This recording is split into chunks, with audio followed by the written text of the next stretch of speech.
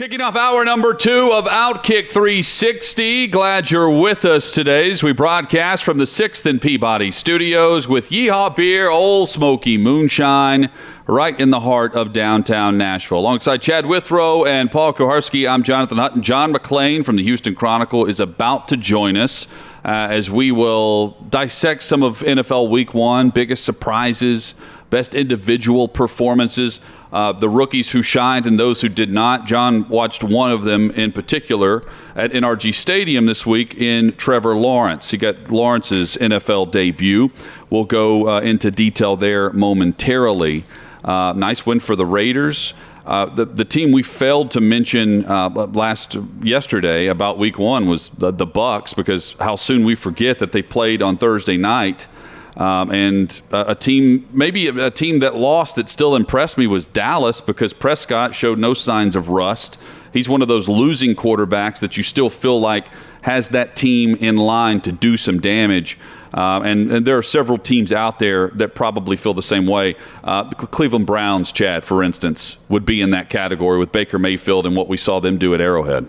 You wonder, though, with Cleveland, we talked yesterday about how well they acquitted themselves in a loss against Kansas City. I also think back on that game and think of how they did make some crucial mistakes late, but how well they played, and if they're also possibly sitting back and thinking, can we play any better against Kansas City, specifically on offense, to give ourselves a chance to beat that team again? I think the answer is yes.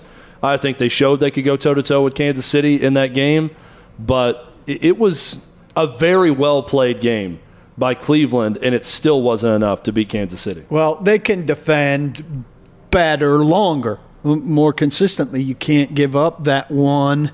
And this is what you have to do against Kansas City is not allow the one play, right? You have to play well overall and then not have the one moment where you let Mahomes do the magic. And they broke down for that one moment, and that's what you can't do against that team. You can play well against them for all but that one play, and unless you're blowing them out, and Kansas City doesn't get blown out, that one play can swing it. How about Kelsey last night on the Manning cast? Not knowing who he's playing, but also saying, like, there are times where just make bleep up. Like, I'm just running a route to get open, and Mahomes knows that.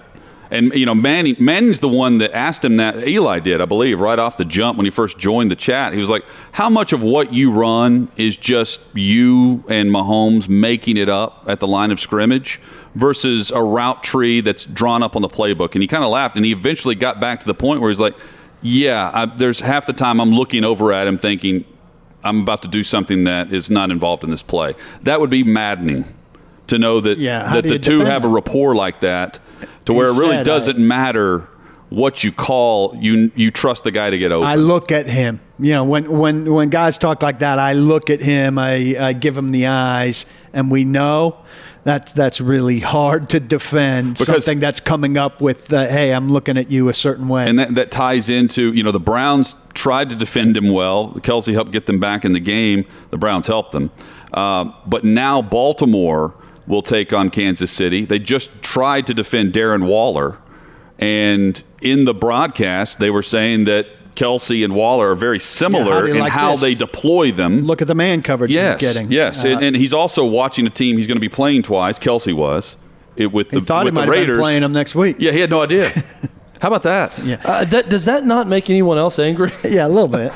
But I'm watching that and I'm thinking, dude, every single Chiefs fan knows who you're playing next, and you are paid millions to play on the team. You cannot have the answer on Monday Night Football if I don't know who I also playing kind next. of respect it to a degree. I fully believed him. It's like he didn't know. He didn't know. But they're a full off Monday team, and so he reports to work on Tuesday, and by midday Tuesday he knows a hell of a lot about what's going on. I do not respect that. There's nothing about that I respect. The other thing I did respect that he said as we get to John McClain is, I don't want to block. Like, throw the hot route out here instead of calling that adjustment that calls for me to come in there and block. I'll do it, but I'd rather you just throw the hot route out here. John McClain joins us from Houston. Time to talk NFL Week 1 headlines. John, hope you're doing well down in Texas. We lost electricity for 5 or 6 hours, but now it's fixed and everything is fine. One of you guys could come down and rake our yard. It would look really nice. Okay, well, I believe the storms are probably headed up this way, and I'm glad that everything is okay and the power is on, that you could join us on the show today. Let's start with last night. How surprised were you with what the Raiders were able to accomplish, given the fact that they gave the game away in overtime with the interception, and then Lamar gave it right back to them on the fumble? They were very fortunate to get that fumble by Jackson. I thought they'd blown it. And I got to tell you, I watched the Manning show. Me too. And I liked them. I wish they didn't have guests. I don't care about guests. I thought Russell Wilson was the best one. And I thought that the Raiders should have won the game. The officials made the right call when they ruled the guy down after everybody was celebrating the victory. But it came out the way it should have, considering how close the Raiders were to scoring. And Baltimore, of course, it was a gallant effort for a team that had lost 3 running backs and then cornerback Marcus Peters. They still played their tail off. They put even more pressure on Lamar Jackson this season. John, you mentioned that Russell Wilson was your favorite of the guests on the Manning cast. Because we were just having this discussion, I wanted to ask your opinion on it. What do you think of Travis Kelce legitimately not knowing who the Chiefs were playing this upcoming week? Yeah, I was stunned, as you can imagine. I think everybody was. John McClain with us. You can follow him on Twitter at McClain_on_NFL.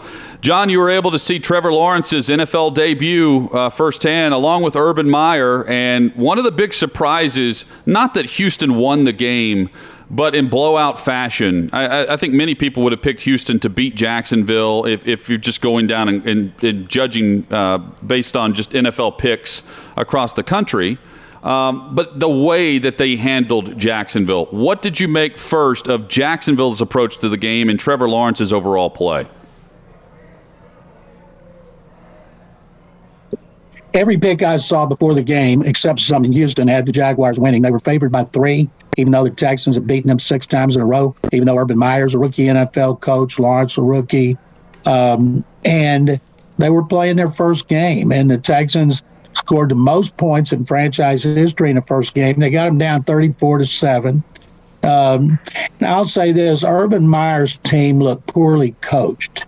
They made a lot of mistakes, clock issues, two timeouts in the first quarter. They looked like the first preseason game. Lawrence, he showed at times great arm. They flushed him out of the pocket. He had 2 of his interceptions throwing on the run, in which he overthrew receivers. Texans were +3 in turnover differential, 3 interceptions. That's as many as they had all of last season when they had only 9 takeaways, second fewest in NFL since 1980. They had 10 turnovers in preseason, and Lovie Smith's defense picked up where it left off. I think this is a sign Texans aren't as pathetic as we thought, and the Jaguars are still really bad. And the player that surprised me the most was Tyrod Taylor.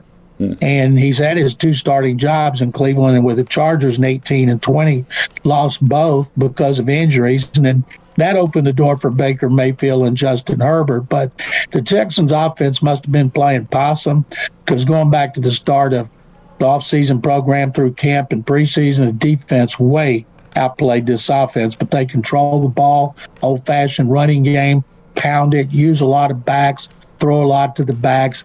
And it is throwback football. Now they go to Cleveland, where they lost 10-7 last year in miserable weather, and the Browns are favored, I think, 12.5, and I think people here expect the Texans to get blown out.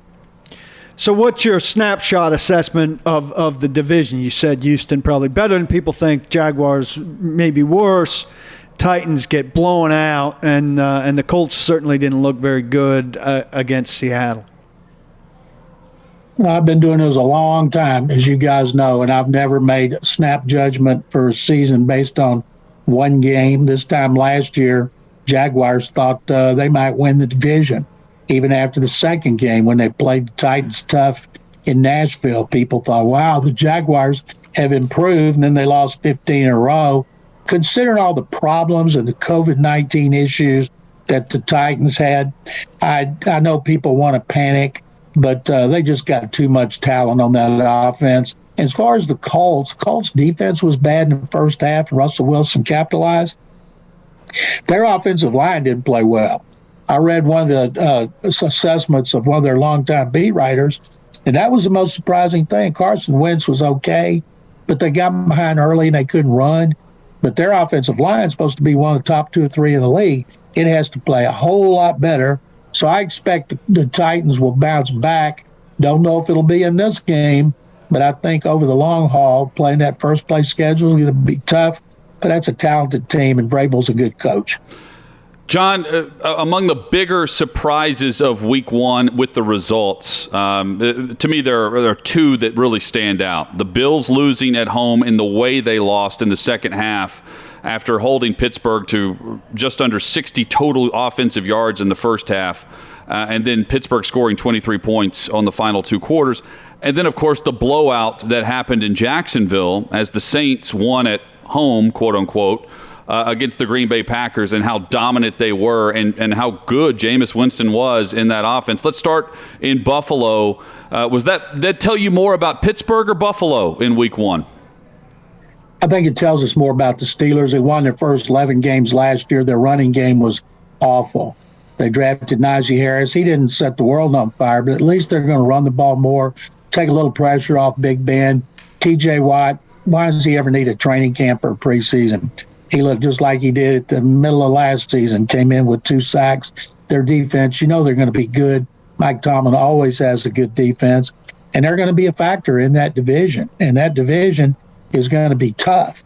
And I thought Buffalo playing at home, they didn't look anything like the team we saw at the end of last season when they finished 13-3. But they're too talented, too hungry, and now too embarrassed not to bounce back. Just no balance after an offseason where they talked about adding more balance to their offense. No balance. I believe Josh Allen passed 51 times in that game, in a game that they didn't allow a single point defensively in the first half, and 6 offensive holding penalties against Buffalo. I think 4 were accepted.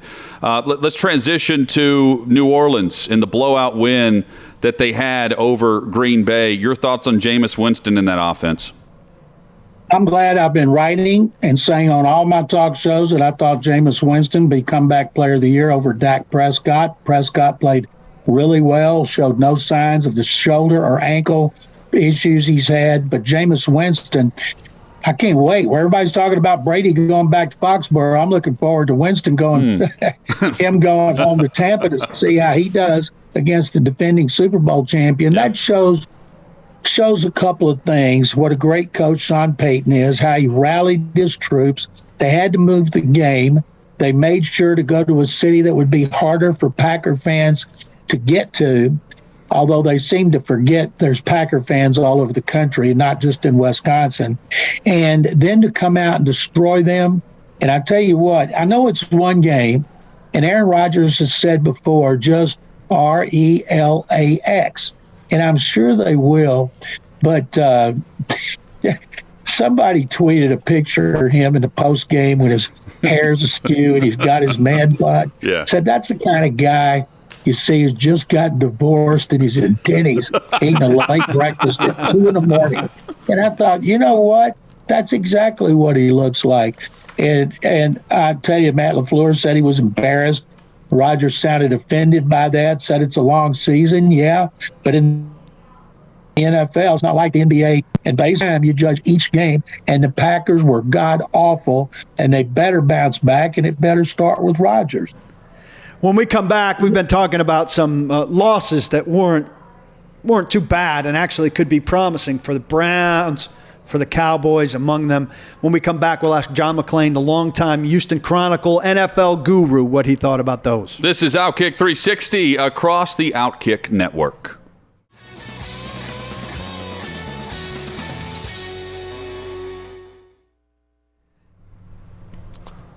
We are with John McClain of the Houston Chronicle as we broadcast from 6th and Peabody, right behind the Music City Center, the Convention Center, downtown Nashville, with Chad Withrow and Paul Koharski. I'm Jonathan Hutton. John McClain, you can find him on Twitter at McClain_on_NFL. He has covered the league for more than 4 decades. And Paul, I'm sure he has some thoughts on that Browns-Chiefs matchup where we came away thinking the Browns did so many things right, yet Kansas City found a way at the end, but we still are high on Cleveland. Yeah, the flubbed punt obviously wasn't good, and they let up the big play from Mahomes to Hill. But overall, the Browns, we thought, showed that they're not far out of the Chiefs class. I picked the Browns to win the Super Bowl, and for that guy to drop that punt right in his hands, you wonder how does he eat with hands like that. I mean, he killed him. Then Mayfield threw that late interception. But the Browns got talent. If you look at their offensive line, their backfield, their receivers, their secondary is so deep. Jadeveon Clowney stays healthy and plays the way he played in 2018. That was a long time ago. Certainly not the way he played for the Titans. He could help them in the run game a little bit against the pass. Myles Garrett may have been Defensive Player of the Year last year before COVID-19 sidelined him for a while. So it's a tough division, but I look for the Browns to win it. Also hard not to feel good about the Cowboys off that Thursday night opener, losing on a field goal to the Bucs at the end, and with Dak Prescott looking so good. Paul, that was who everybody wanted to see. The fact, if you watched Hard Knocks, you saw they were worried about his shoulder early on. A lot of consternation up in the Metroplex, but he looked good. He threw some great passes. Now they got issues in their offensive line. Zach Martin couldn't play guard because of COVID. Lyle Collins didn't show up for some tests. He's been suspended. They always seem to have problems in their offensive line where they've devoted so much money and so much attention in the free agency and in the draft with those number one picks. So I think Ezekiel Elliott's got to get going. He didn't look good. And their defense, is against Tom Brady. You know, they did have, I think, 4 turnovers. Not often you lose, and you're plus, I can't remember if it's 2 or 3 in turnover differential, but I think Cowboy fans ought to feel pretty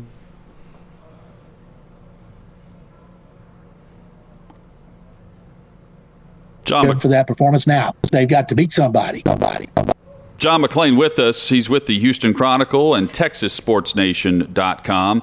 John, I thought one of the bigger wins of the weekend was the Miami Dolphins. They go on the road to Foxborough, where they have not performed well over the years. That's been well documented. Mac Jones, I thought, played with poise. He was under pressure quite a bit by that Miami defense that blitzed nearly 50% of all snaps, as defenses are prone to do against rookies, but that's still a high blitz ratio for them. They brought the heat. It's very hard to run on them, and I thought that the defense won the day. And Tua had that bad pick that was batted around in what was a crazy interception late that kept New England in it. New England fumbled the game away. They had 4 fumbles from their running backs. And Miami leaves 1-0, and they get a division win. That's a big win for Brian Flores. And you know, though. So let's pull down the Zoom feed there, Jacob. We will check back in with John McClain momentarily. Yeah, we're going to try to reconnect. We're going to reconnect with you, John, and if you can log back in, that would be great. The way that Miami was able to hang on to that game. Tua threw the pick. We mentioned yesterday Damian Harris had the fumble. There were 4 total fumbles in that game from New England. And Miami on the road, 17-16 the final. There are just certain conference matchups. The Titans' loss to the Arizona Cardinals, to me, is not magnified the same way that a divisional loss or a conference loss is for the Baltimore Ravens, for instance, last night in conference. For tiebreaker scenarios. It was a terrible loss for the Tennessee Titans, don't get me wrong, but the NFC loss, based on where the NFC rankings are for cross-conference tiebreakers, that comes down the line a little bit compared to what we could see with the Raiders and Ravens, Paul, and what we can definitely see in the division if there's a matchup at the top. For whatever reason, if whatever happens with Buffalo, if Josh Allen goes down, something where you have Miami and New England battling for the number 1 spot, those head-to-head matchups matter, even if they happened 3.5 months ago. Yeah. And a 1-point win is massive for Brian Flores. I don't disagree. And for Miami, it's got to be cathartic after all these years of being stuck behind the Brady-Belichick Patriots to be out from under that. I don't disagree. But I'm not dismissive. You're not being dismissive either. But those out-of-conference matchups, it's not like they don't matter, because if that puts you a game behind your division foe, then all that Sure. tie-breaking stuff doesn't matter. So like at the Titans, if they go lose to Seattle now and you're 2 games behind somebody, fortunately for them, the Colts lost 1-2. But that's also out of conference. But you can't go lose 2 out of conference. No. I'm not saying you can start 0-2 and be fine. Only 12% of the teams in a 16-game schedule. That number will go up a little. Yeah, only 12% of the teams in a 16-game schedule that start 0-2 end up making the postseason. That we hear that every year. This is different with the extra game. All I'm saying is.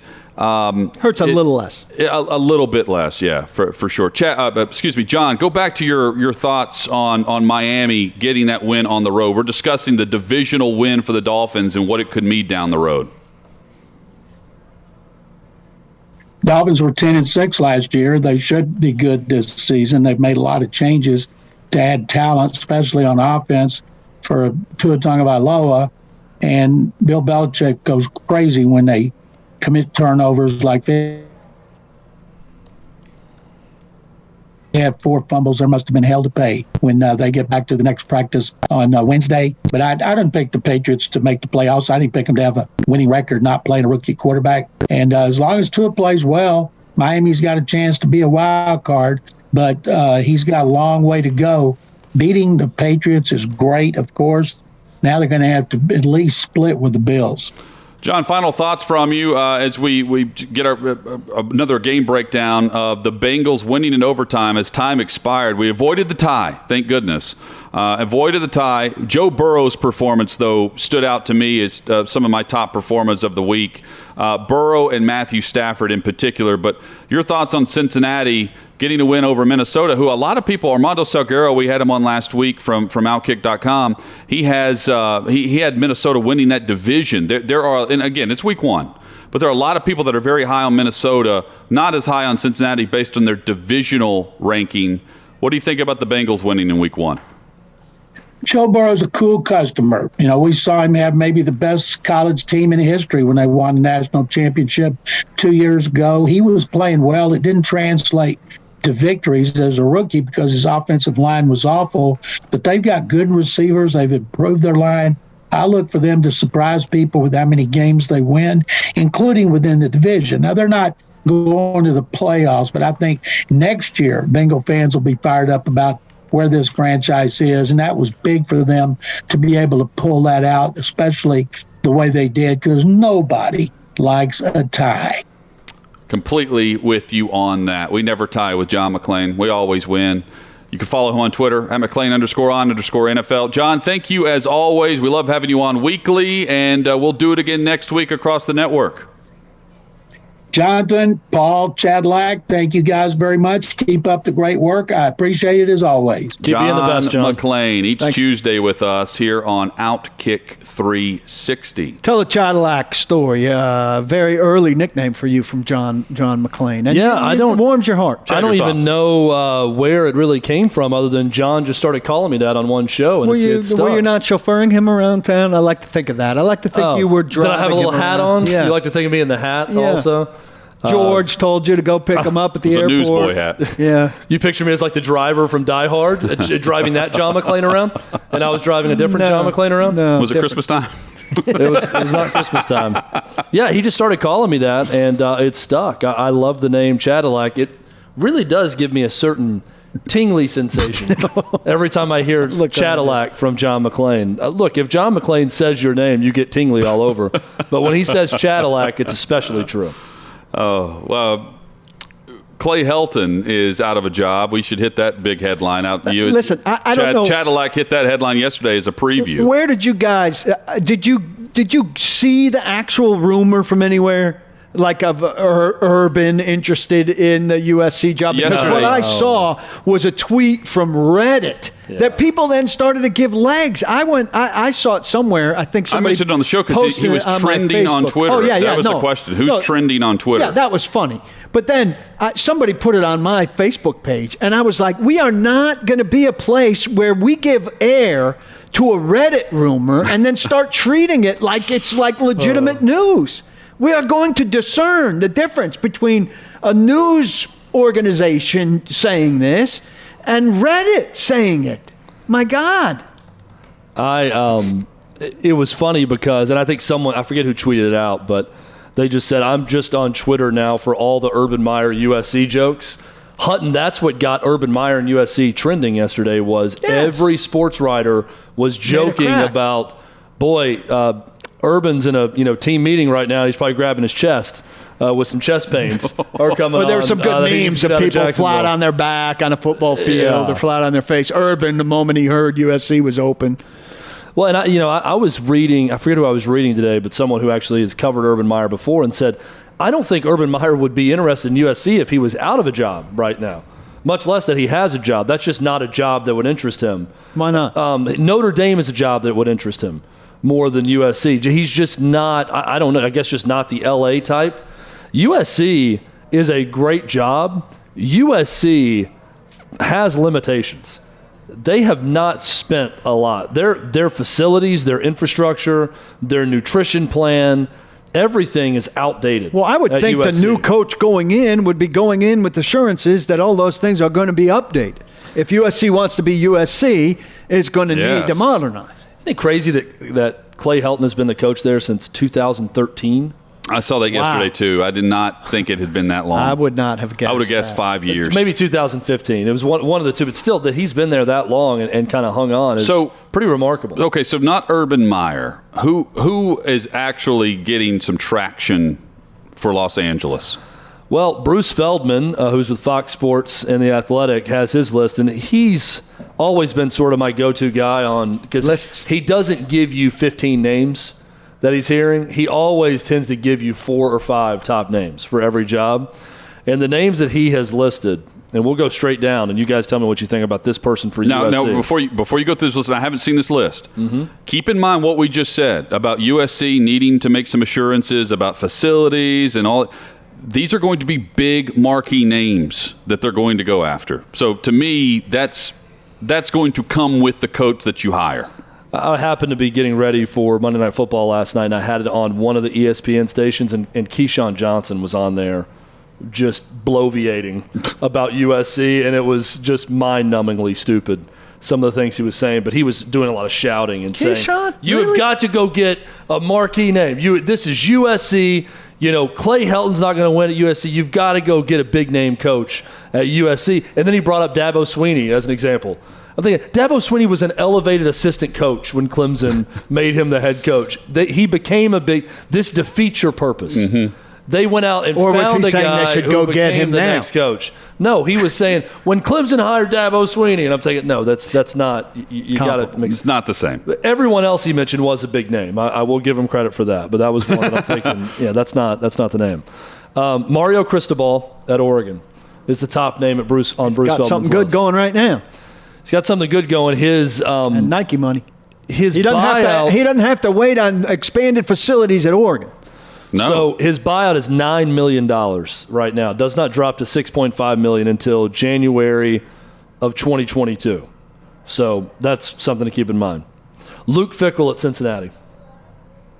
Good one if he wants to go west. Hard to see that happening if Bobby Carpenter is on to something with the jobs that he would leave for. Who 2 weeks ago, I believe, we asked about just Fickell. Stay and wait on Ohio State. Or Notre Dame. I'm not saying that coaches aren't great family men. A lot of them are. But it's not often when a coaching job comes up that any mention of family is listed as a reason.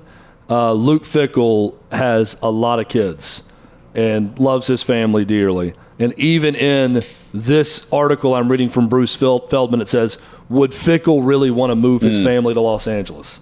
Something Bobby Carpenter mentioned also. Kids like beaches? That's gonna matter to them. movies? I don't. How many kids? He's got like 6 or 7 kids, I think, right? I don't know. I don't Cost know. isn't going to be an issue. He seems like to me, he seems like a guy who is either Ohio State or Notre Dame's next coach. Kind of like Matt Campbell. Oh, by the way, Matt Campbell is on this list. I could see that.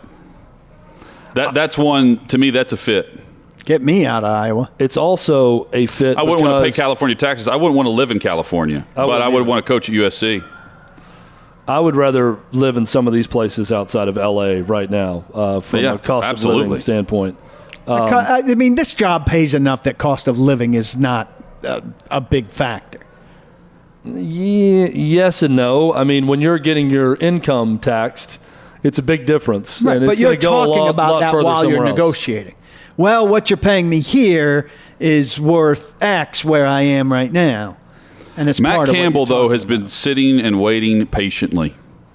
about. Is this the job that is the draw? Yeah, USC is USC. Are they still one of the Golden Nuggets? Well, here, let me give you that's Matt, the question. Let me give you the Matt Campbell rationale.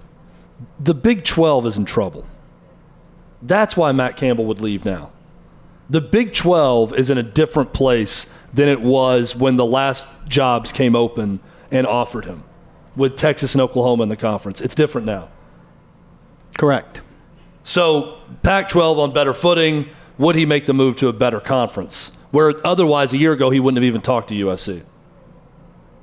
Again, I think that's a fit. I just based on the job status and where he is and the money involved, and I think his style He'd would play also well there. fit out. Yeah, He'd play well Yeah, there. Let me give you a else? fit, and this is going to make Paul mad, but this is right there in the story with Bruce Feldman. James Franklin. yes, yeah, no brainer. He's on the list. Go ahead. Also, no-brainer, James Franklin would love that job. Oh, God, yeah. He would Here, love closer that to job. cameras. Closer to more USC cameras. should love James Franklin.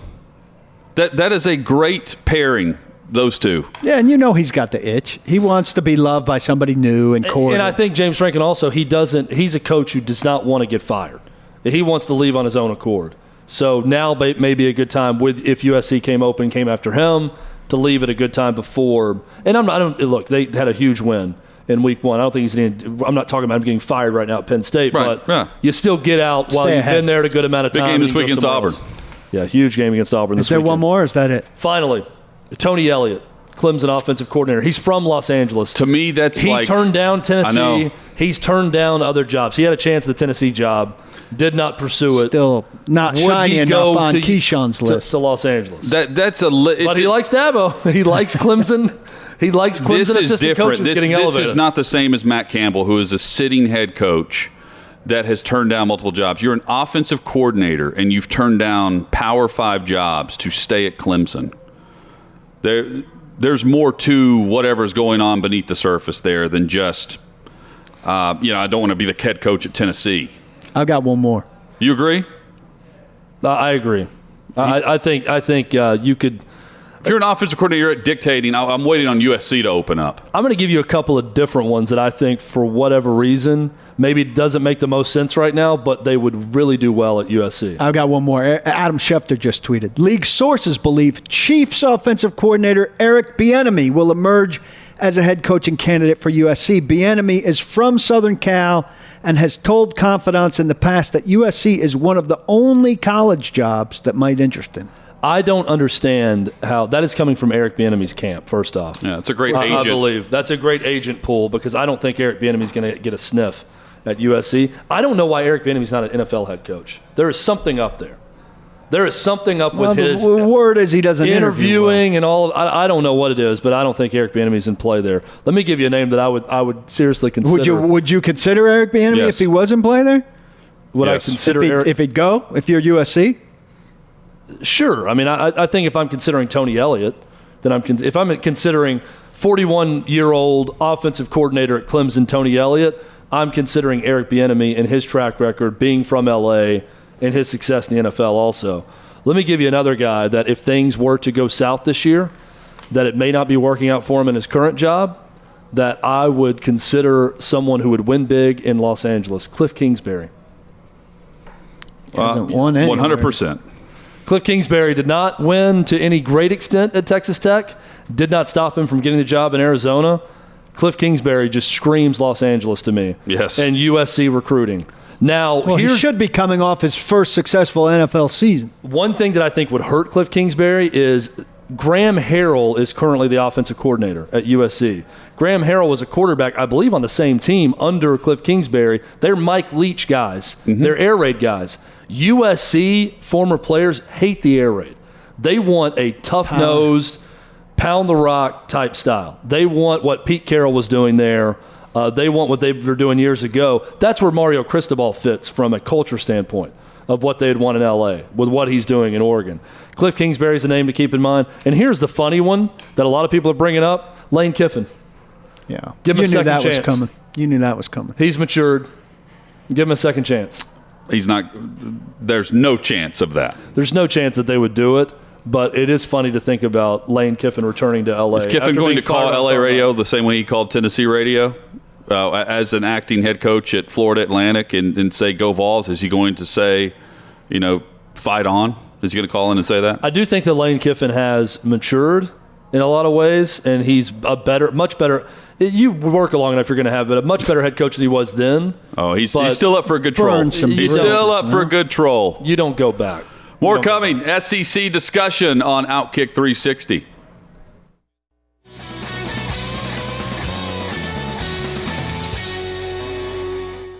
Hit us up on Twitter at Outkick 360. Someone in our chat suggested James Franklin to USC, Matt Campbell to Penn State. It's rare when you get the double win when a coach voluntarily leaves your program, but I really do think that's one scenario where everyone would feel like they won.